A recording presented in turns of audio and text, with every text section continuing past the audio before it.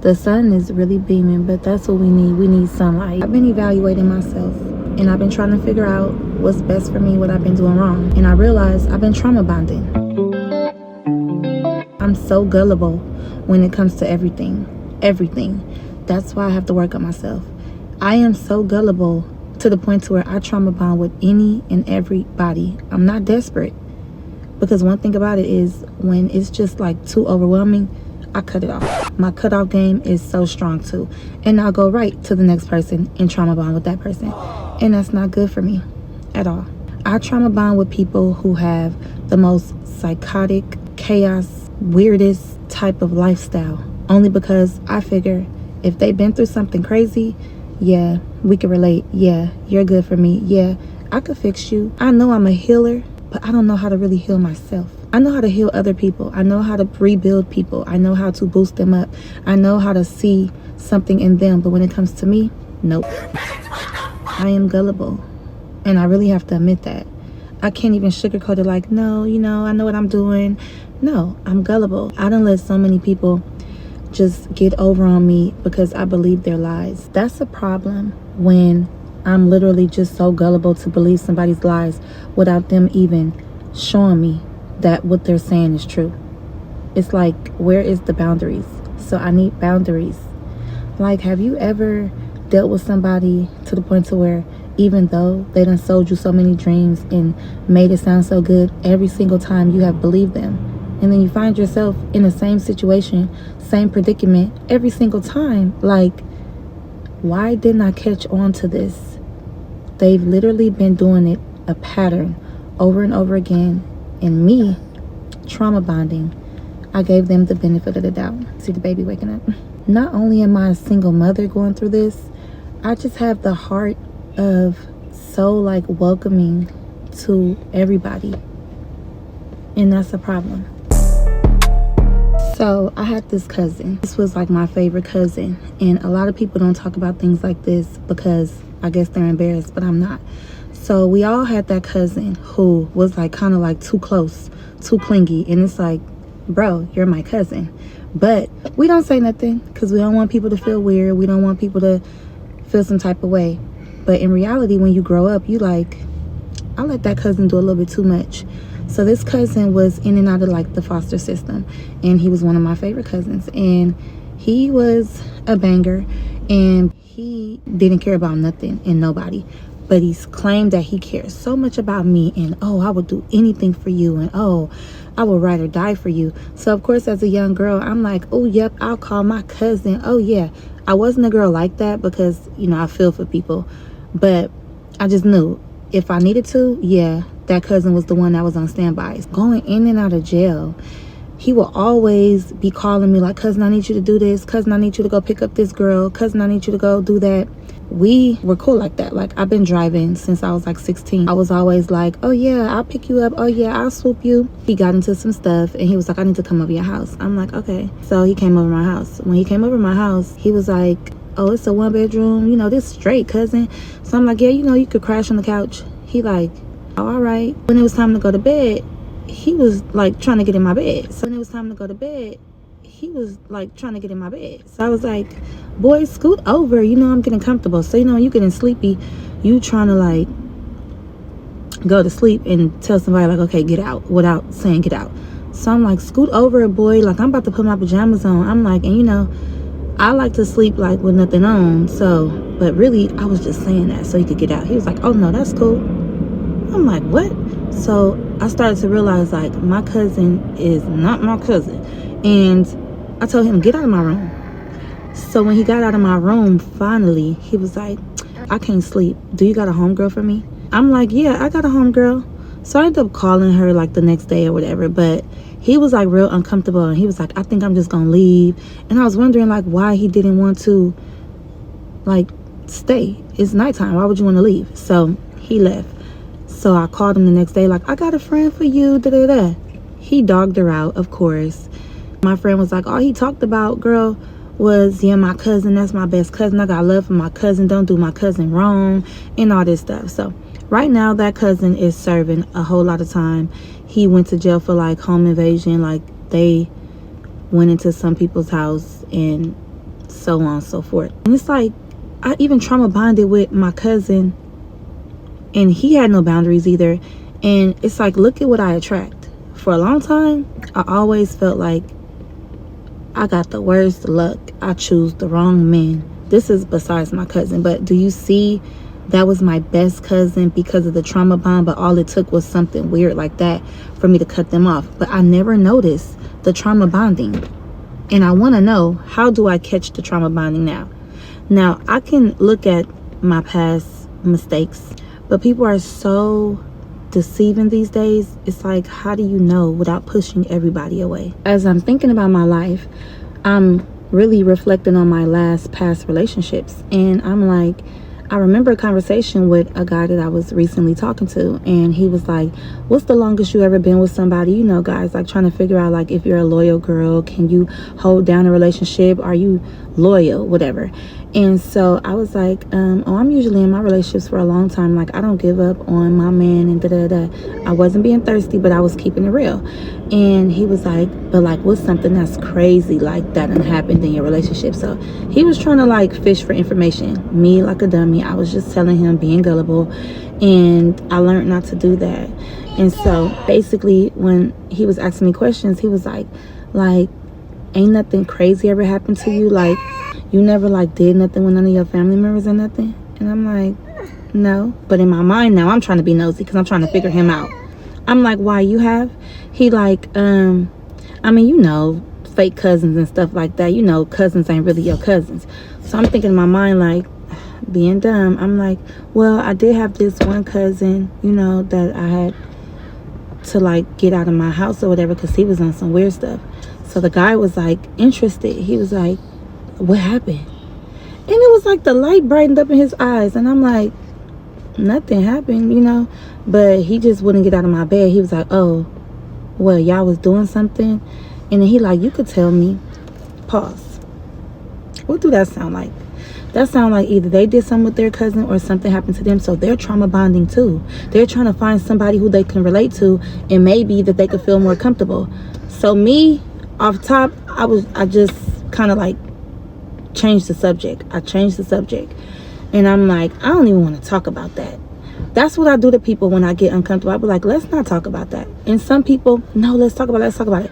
If I really like you, like Gullible, I'll let you get it up out of me.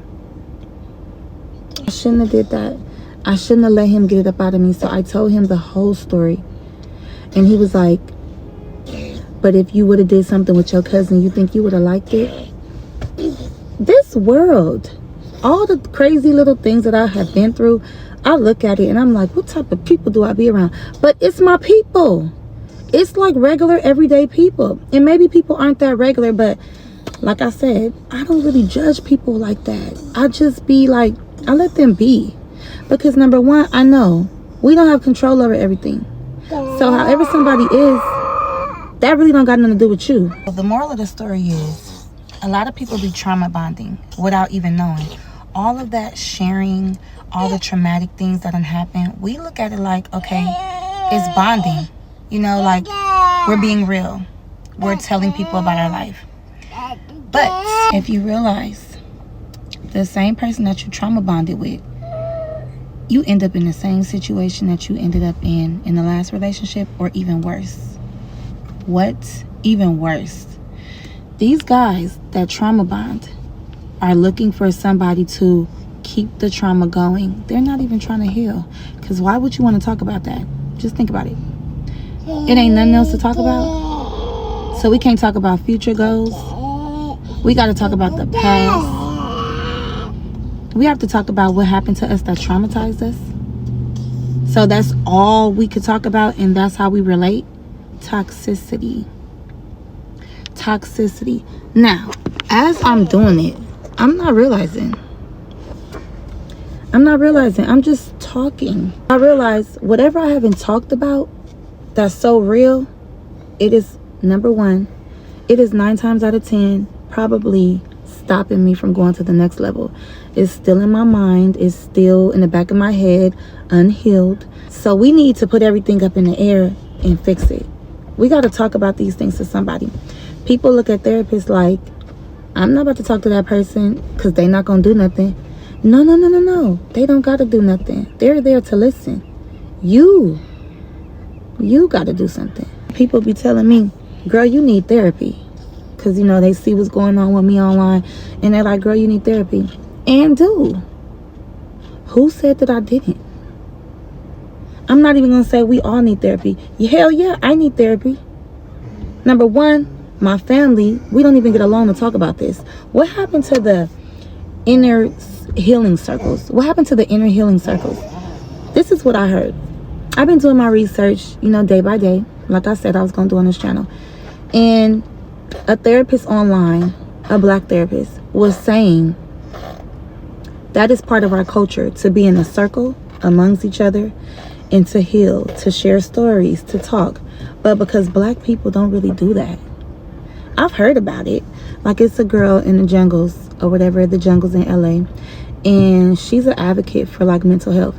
And she has like a little organization called the Inner Healing Circle. I never knew what that really meant until I heard the therapist say that's what our ancestors used to do. I am curious about what our ancestors used to do because I realized in history, they change things up. And they take from back in the days and they rewrite it. When really, we been had that shit. But they take it, do they thing, flip it and reverse it. Okay? And they give us the bullshit. And then they charge us. When really it's free game. But what we don't know, like it says in the Bible, my people perish from the lack of knowledge. So we have to educate ourselves. So I'm educating myself and I'm sharing things. I'm sharing things because it's going to help us to share. It's going to help us to talk about it. It's going to help us to feel better knowing that somebody been through it. And yeah, it's weird. But more importantly, we need to know what's not right. Okay? Yeah, it doesn't take a scientist to know that my cousin shouldn't have did that. And my man that I was dealing with shouldn't have been excited to want to trauma bond with me. But do we really know? Like, it's a lot of stuff that we know, but we still do. It's like we still do it though. So I know you're thinking like, well, when do you talk about it? It's a time and place for everything. A new relationship or a relationship period, if the partner doesn't have no solution to after what you say, it's just, oh, that's crazy. That's what they give you. So you spill the whole everything and then they be like, that's crazy. Damn. And that's it. No solutions. So a therapist is needed. And yes, the bigger question is, why is this happening? Why is the cousin like that? Why does the new man or new girl want to trauma bond? Because they're not healing their self. They need to vent too. So healing their self would be getting together with other people to talk about this problem so that it won't seep into the new relationships.